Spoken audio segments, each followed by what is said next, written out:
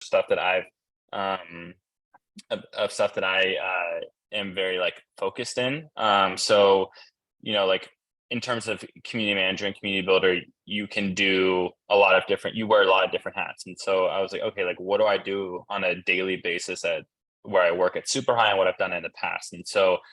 Just a very high level view of like some things I work on, like in terms of events and customer success and reporting and community operations. And then, where I work at Superhi and what I've done in the past too, working in like freelance communities and education communities. So I also wanted to highlight like my focus areas. So, for myself of like what kind of like I like to work in. And if someone came across my portfolio, they'd be like, oh, I know Max works in communities that focus in freelance or education or mental health, and so like they can think of me about opportunities that kind of align with the community work that they need, and also community tooling that I'm specialized in. So like Notion, for example, Typeform, Slack, Mailchimp. I thought it was all really important to highlight like the tooling that like I have direct experience in, to showcase what I'm doing. And then the trickiest part of this portfolio, Eric, if you want to scroll down to like the projects, work examples, is just being able to highlight things that like I've worked on. So recently a big side project that I did with my friend Lizzie, who's over at Softer, is we built a website called Hire Community. So for any community professional that has been laid off or looking for work, we wanted to create a free resource, a directory for them to like make a profile so that they can showcase their own skill sets, what they're specializing in, and also in hopes of companies who are hiring community people can access this. This is completely free to use. So if you are looking for work and want to be on a platform like this, feel free to make a profile. And companies and we'll be able to access anyone's profile on here too. There's also a list of resources and job boards that I link out to and other platforms as well. But I wanted to use Notion to create like little, pages that kind of slide in or open up that kind of highlight a little bit more of the work I'm doing. So if you want to click on Superhi real quick, the other, so like basically just super high level stuff, some contributions that I've directly have done while working at Superhi, and then also a couple project highlights that I've directly worked on. I didn't want to make it super overwhelming because, to be honest with you, like my experience in work doing portfolios for my design freelance business, people like to have a portfolio. They like to look at it to see like a glance of everything that you're doing. But if you have a million case studies, a million things, people are not going to read them. So I just wanted to have like very specific high level stuff that I'm working on or I've worked on, and highlight that, and not something that's super complicated either. And so that was one of the things that attracted me to Notion, was that I could create this and make it look like aesthetically pleasing, but not put a lot of like, I didn't have a lot of design assets to use on it, or I didn't have to like code this from scratch or things like that. And so that was something that attracted me to Notion. And so I have a column for like basically each project or major work examples that I wanted to highlight. This will always be an ongoing process. And same with Notion too, which one of the reasons I like this platform as well is because it's easy to update. If you have experience, using Notion, there's definitely a learning curve to start out with. But a portfolio is always ever evolving. It's always changing, and you're going to be updating your work. You're probably going to be updating, experiences and things like that. And so I decided to stick with a platform that I was able to do that in. But when I was looking for examples of community portfolios, a lot of stuff I came across or heard of was just more for people that are doing consulting work, and wanted to showcase their work. But still, in that sense, there wasn't a lot of examples out there. There wasn't like a template to go off. There wasn't like a lot of just other people that are doing this. And so that kind of inspired that tweet. I was just like, I think as more people are entering the community space, like this is super important. Everyone, all designers, all web developers have portfolios. And so we should have them too. Like we know, and we should be able to showcase some of the work that we're working on. Yeah, I think that's a really important point, Max. Yeah, just a few things about why it's important to have a portfolio. So there's research and you know, these are take these with a grain of salt, but roughly a resume, and you may have heard this, a hiring manager or someone reviewing resumes looks at the average resume for about 6 seconds. Depends on the size of the company, all that kind of stuff, where you are, but you know, not a lot of time. The average portfolio they look at for about 2 minutes. So that's still not a lot of time, but it's a lot more surface area. And there's also some studies that show, you know, that portfolios, you know, it's not at least in fields where it's not required, it's not a total deal breaker if you don't have one, but it'll increase chances about 10% to make it to the next round if you have one versus not. Again, take this with a grain of salt. It's a complicated thing, but some evidence that will increase your chances. And I think maybe long-term, most importantly, it's great to just have a record of what we've done. I mean, I've been in the field for a while. I wish I had started having a portfolio, you know, 15 years ago when I started doing community stuff. I think a lot of the work we do is, you know, it's not architecture, it's not design, it's not, you know, even written work sometimes, and it's important to be able to look back and say, hey, wow, I really accomplished a lot, even just in the past few months or the past year. And so it's really important just for our own sense of accomplishment and doing the sort of communication, knowledge, community work we're doing. Sometimes we miss that if we don't intentionally sort of build these tools that help us reflect back. So yes, I think it should help you with a job search if you're in that position or going to be in the future, but also it should help you just with becoming a better community builder and appreciating all the hard work and things you've helped create. Cool. Just want to highlight a couple things that I thought were really well done here. So I think for people who haven't built a portfolio yet, sometimes it's hard to know where to start. And so there are a couple key elements that are common in portfolios that Max touched on. I'll share again here. So this is sort of just a about short bio type section. These can be super detailed or really short and sweet. All the relevant contact information, links to other profiles. Max does a good job here of showing the expertise, focus areas, and sort of tools and software uses as well. So those are a few elements you often see in portfolios. Bio, about, or even a hero type slide, which we'll show an example of.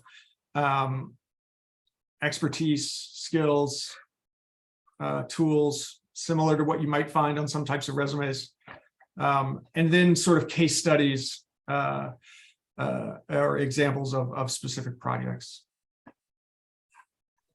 There is and thank you for everyone for dropping in compliments and questions into the chat. I did see a couple, one from Crystal about what to do, how to share work, working with like showcase work, working with like private communities and something that's like not yours to share.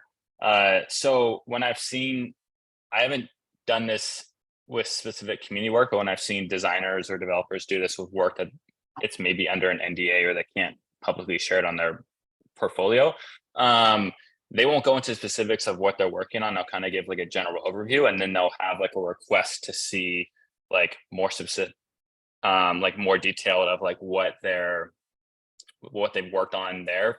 And that would usually be from like a recruiter or someone who's like looking to hire them. So that could be a possibility, like being able to like generally touch upon the community that you've been a part of, but not give like a lot of detail of like certain initiatives or activations or things like that, and maybe make it a request for more information and seeing if you can share it that way. I've seen it in the past where instead of showcasing like a real community that you've done stuff, you kind of create a mock community and you kind of use some of the examples you've done in the real one for the mock community. So it's not necessarily anything that like isn't that people can search and find online, but you're able to showcase your work, but you're not attaching it to like the a private community that you've been a part of. So there are a couple workarounds. It is a little trickier for sure, but if you can at least talk a little bit about it in general sense, and then have like an option for people to reach out to if they want to know more about it, and then maybe that can lead to conversations that are more like one-on-one, and you can show them privately like examples and stuff you've worked on, where you don't have to put it exactly like on your portfolio. But I hope that helps.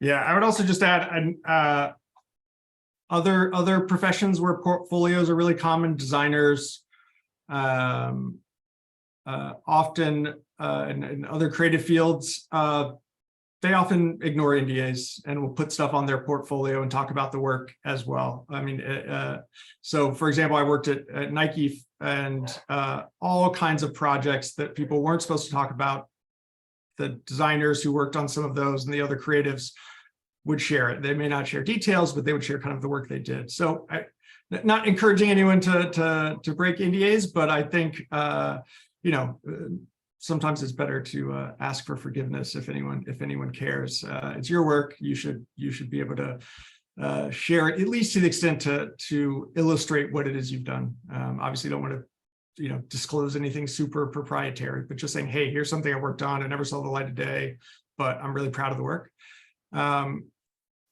Excellent. Yeah, there is a I'll share it again here in the chat, in the sort of doc for this event, on Slate that I just pasted here. There's a link both to Max's portfolio, a bunch of other tools, and a template from Notion that's free. There's some paid. Notion has a lot of paid templates of, you know, $5, $10, $50. But there's some free ones as well that are really simple and nice. Cool. Also wanted to show another Notion example, which is actually from our very own community manager, Izzy, who is not here today on a much well-deserved vacation, but her portfolio site is excellent. And I'll just share that real quick. So again, Izzy's sort of about section here. Their links to different projects, including ones at Commsor. Another common thing to share on portfolios of types are publications, places you've been interviewed, or projects you've worked on have been mentioned. Any sort of videos, you know, speaking samples, times when you're a guest on a podcast, things like that. But Izzy did a really detailed case study or breakdown of a few projects they've worked on, including the Community Club Mentorship Program. So some of you may have actually been in this program that we mentorship program we run. We've been doing it for a while, and Izzy does a great job of leading that. So this is just a really detailed but succinct breakdown of their work and how this mentorship program was effective. So it talks about the goal, their role, the basics, a little bit of the outline of the program, and then really important here, the results.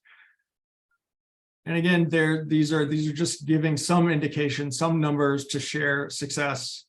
Talks about another program. This is a Proud Pivoter program for people changing from non-community careers who are coming into community.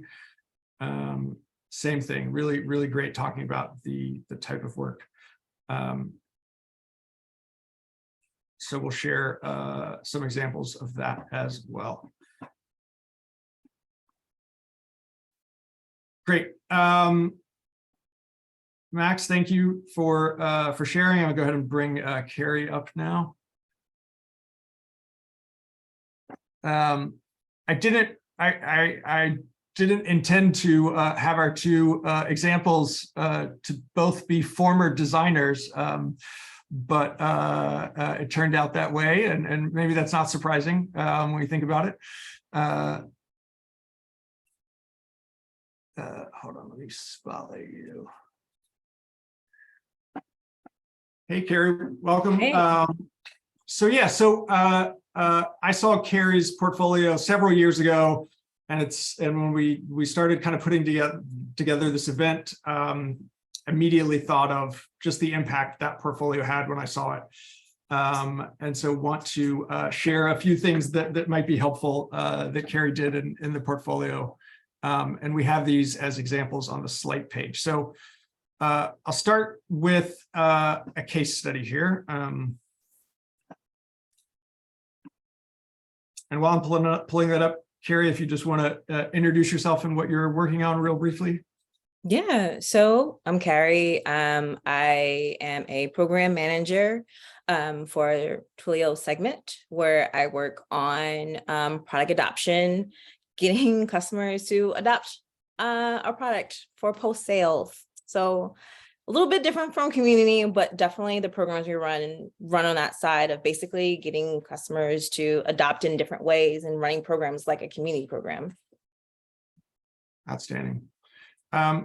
Another similarity that Max and Carey both had in their portfolios that might be relevant for some of you all is they included examples that weren't from sort of their main job work, that were from side projects, or in this case, in Carey's portfolio, work Carey did for Fair Fight, which is a amazing nonprofit that works on voting rights based in Georgia, but their work expands beyond Georgia as well. So some of you are already have sort of volunteer experience, side projects, things like that. Absolutely, it's a great thing to include. And if you're maybe looking to build up your portfolio or transition into community management, I think those are great opportunities to create a resource like the hire.community one that Max did, or showcase how you're helping an amazing nonprofit like Carey did. But here's sorry, go ahead, Carey. No, I was just agreeing. Yeah. So here's a sort of different format.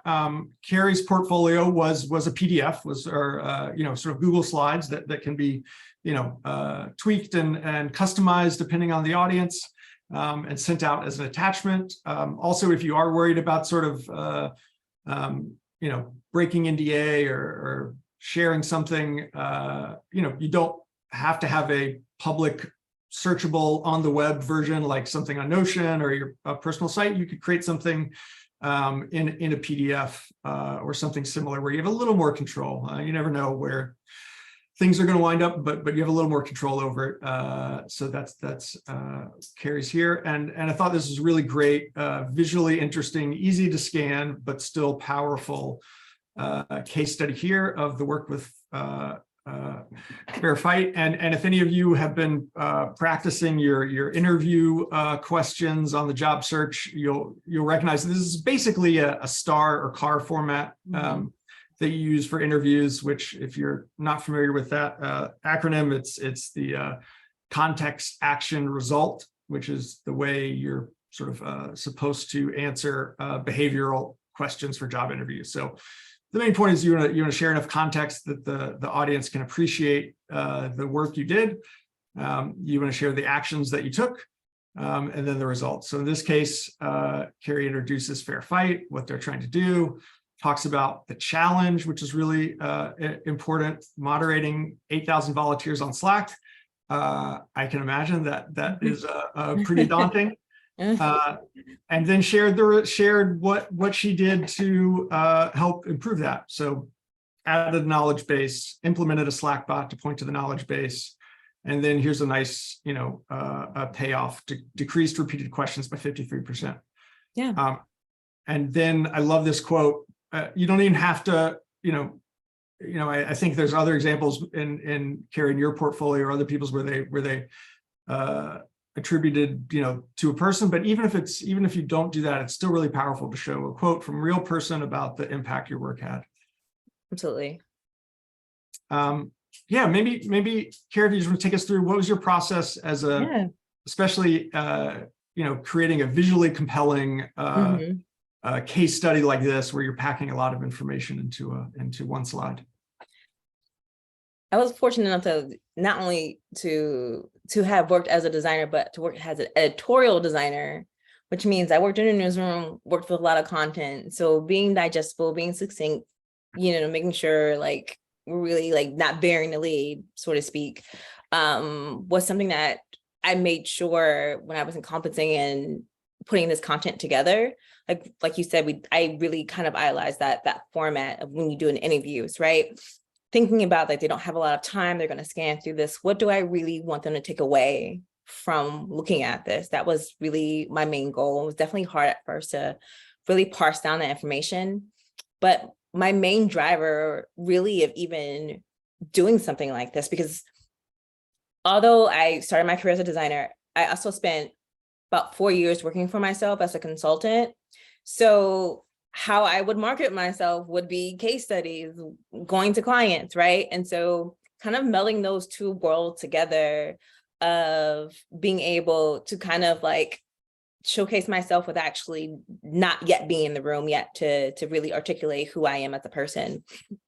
So that was really helpful for me to kind of put this together. And another fun tidbit about this is that I did this back in early 2021. This is when I was pivoting to tech. I just was like the 4 year working for myself. I was a designer before. So even more so, I felt like, okay, I really want this. I need to show how like I'm really interested in this role. I remember I used the logo. I used the brand colors of teal when I was applying for them. Like I really wanted to show like my investment into this role and picking case studies that I thought were really relevant to that particular role.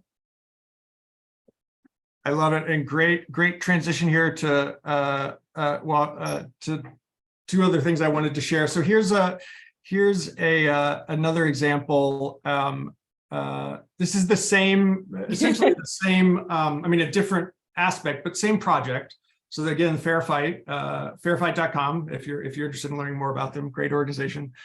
But here, this is what I would call like a before and after, right? Yeah. It's a case study, but you're showing, hey, I took something, in this case, it was sort of organizing information, putting it actually into a Notion page, it looks like. But what I thought was really well done is these sort of thumbs down and thumbs up. You're making it easier for the reader to understand, hey, this is what I did, right? Like, yep. This first thing was a yawn fest. It's just a wall of pages. You made something easier to scan, nicely defined. And yeah, like the comment says, you can get a sense of your humor and personality here. So before and after is a really great way to showcase a lot of different work that could be for activity, engagement, old sort of community page versus a new one, all different ways to do that there. And then the other awesome example that, especially if you were pivoting, I think is really powerful. This would be a sort of listicle format. And here, Carey showcased, Carey worked in the newsroom of the Washington Post and showcased 5 things working in a major newsroom teaching. And this is what stuck with me, and I love this and remember it years later. And this could be about, about anything. If you're transitioning from working in education, from working in sales, from working in, you name it, like go ahead and draw that line draw that connection for the hiring manager, for the audience. Tell them, and listicle is a nice way to incorporate a bunch of different things, including your personality and sense of humor. Like, tell them, here's a chance to showcase all the great things you bring that only someone with your background in whatever the profession is can bring. And that's, we want to try to convey that on a resume and stuff, but it's hard. But here you have a blank slate. Really, really well done here. Thank you. Yeah, I just want to add, like, if you're going to do it, like, do it, like, don't kind of like, oh, I'm kind of maybe shy, or don't be like, go bold. If you're going to go that far a point of like putting a portfolio together, you've already done what most who are not doing. So like, just drive it home. And so that was to me like that was towards the end of the slide. It was like really driving my narrative home. Yeah. I was saying, and yeah, maybe take like, take us through like what made you decide to do a portfolio instead of just your, impressive resume? Back then, I don't think I thought it was as impressive. Probably little imposter syndrome was happening there because I was pivoting into tech. It was a new field. Even though I had done things in my consultant life, I wanted to really put myself a step above what most people were doing. And in my consultant work, I found that showing a personality, being able to articulate in sound bites, the results that you can give, what's something that worked for me in winning clients and winning contracts. So I kind of applied the same methodology there. To me, I almost treated myself like a product. Like, I'm Carey, I'm the product. Like, this is what I offer. This is testimonials that I'm getting. These are the results I have. And some fun. I think about things that websites that I'm on, even services that I use, what makes me gravitate towards it, how they're telling the story, how they presenting themselves. So I use that as inspiration, and with there, I use that as a way to articulate my story, that I felt that my resume could only do so much. Then yeah.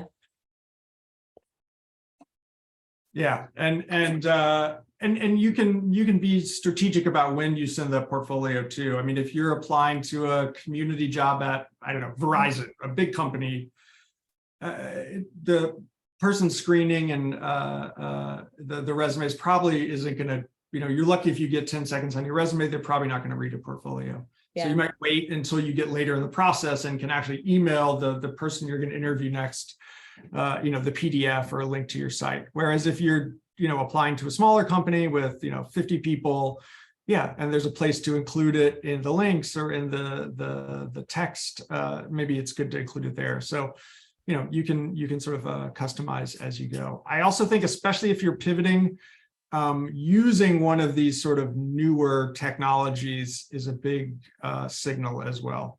So if you're coming out from outside of tech, having a portfolio in Notion or really taking the time to make a well-designed sort of a slide PDF, or even using something new that maybe they haven't seen before.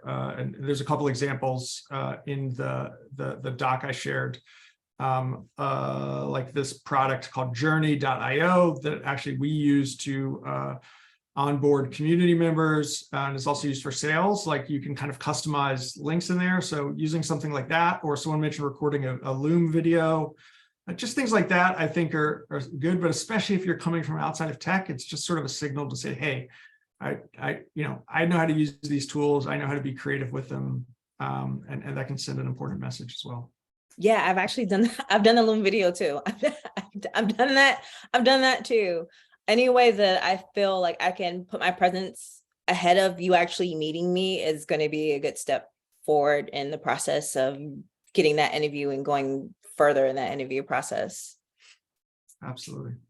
Yeah. One thing too, I'm sorry, I wanted to connect because you said it, Eric. Also, Max mentioned about the side projects, the volunteer, like definitely include those things, right? Show that you're passionate about it. No one asked me to do that when I worked on that knowledge base for Fair Fight, but I saw an opportunity, and to me, that spoke to if I was able to. I think, yeah, I don't know, we did speak about it in an interview, yeah, but it also kind of showed this is what I'm good at, identifying opportunities. So it spoke to my story, my narrative of what I bring to the table as well.